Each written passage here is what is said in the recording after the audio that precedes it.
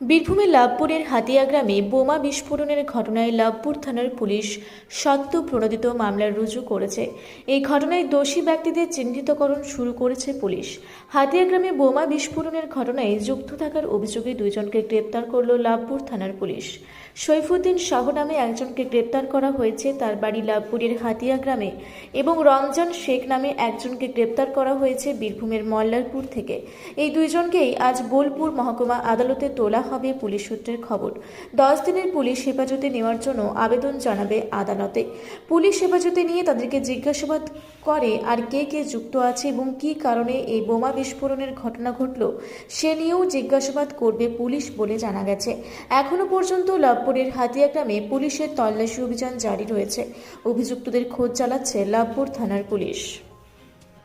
লাভপুর থেকে ইকবাল হোসেনের রিপোর্ট, রূপসী Bangla media.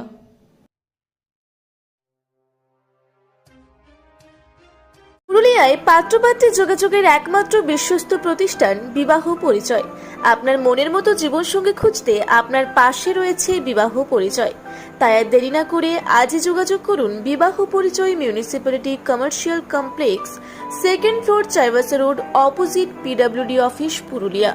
Mobile নম্বর 9232440272 অথবা 8370970472। পুরুলিয়া শহরে এখন স্বল্প খরচে উন্নত ও অত্যাধুনিক চিকিৎসা পরিষেবা বর্দান হসপিটালে।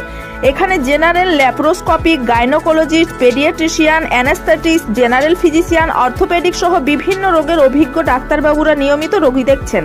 এছাড়াও 24 ঘন্টা বিনামূল্যে অ্যাম্বুলেন্স পরিষেবা রয়েছে, স্বাস্থ্যসাথীর সুবিধাও।